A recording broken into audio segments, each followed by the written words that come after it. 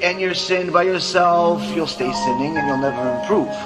But if you do not remember the sin, if you do not remember the mistake that was made as a nation, you will never do tshuva. You will never get out of your own way.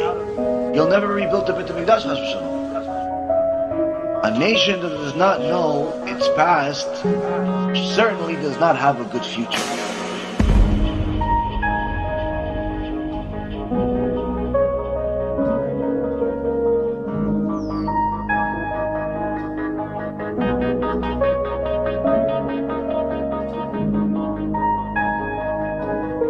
A nation that does not connect to its past certainly does not have a future. This is why, Rabotai Yekarim, it's our obligation to learn the details of our past. What happened 1950 years ago? What happened 2400 years ago? What happened 70 years ago? Because that's the only way that we're going to have an idea about who Hashem really is, and that He's not our friend, He's not a puppy, He's not a some thing that just is supposed to work for us. And this was the mistake that Adam HaRishon made. The first sin, when the serpent came and said, no, listen, Hashem doesn't want you to touch the tree. Touch it. See, I touched it. At that moment, the serpent convinced Chava that Hashem is just there to give you stuff. Why? Tree, of course. Why? He's telling you not to touch this tree? No, look, I can touch the tree. Why? It's all about touching the tree, not touching the tree. Eat the tree, don't eat the tree. It's just about that. It's not about Hashem said, therefore don't do it. Hashem said, therefore do it. He completely removed the reality from the situation. It all became about the fruit. It all became about getting stuff from Hashem. Unfortunately, Rabotai Yekarim, this is what's happening today.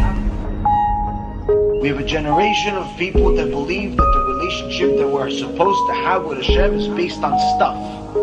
Stuff we're supposed to get from Hashem. I pray, so therefore Hashem will give me stuff. I do mitzvot, so therefore Hashem will give me stuff. If He doesn't give me stuff, then why should I pray then? Why should I pray? Because He's not going to give me stuff. Therefore, if your relationship with HaKadosh Baruch Hu is based on stuff, I do it, therefore He's going to give me stuff. And if He doesn't give me stuff, therefore I'm not really going to want to do it.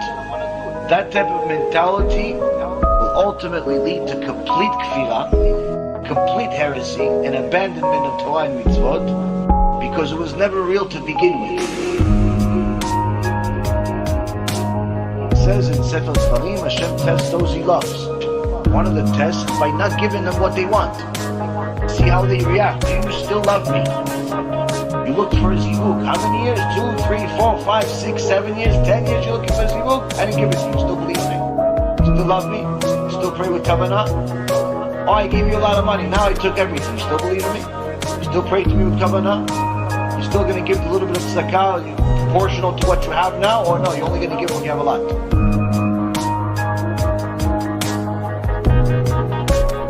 A nation that does not connect to its past certainly does not have a future.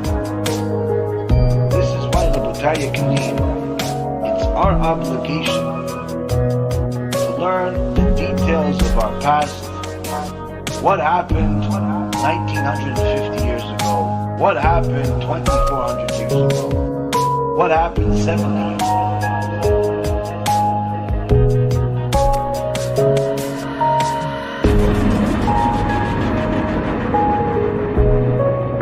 HaKadosh Baruch Hu does not want to punish us. How could it be? People say, where was God during the Holocaust? What do you mean? He's the one that did it. So what do you mean? You just said God doesn't want to punish. He doesn't want to punish. So what happens? So how does this work? This is the verse that explains it. HaKadosh Baruch Hu does not want to punish us. But what happens is that he withdraws his hand that's blocking the enemy from eating us alive. When we distance ourselves. It's not that he punishes us. It's that he is protecting us. When we distance ourselves from him, he simply uncovers what's being covered right now. And that's what this verse says. In fierce anger, all the dignity of Israel, he withdrew his right hand in the presence of the enemy. He burned through Yaakov like a flaming fire, consuming all sides. As soon as he just withdrew his hand that's covering, that's protecting us, the fire of Esav started burning Yaakov. The minute that we forsake HaKadosh Baruch Hu, Hashem says, okay, so each time you do something, I'll uncover more, I'll uncover more, I'll uncover more. He doesn't do it all at once. He gives us warning signs, but if we don't get the warning signs, it gets worse.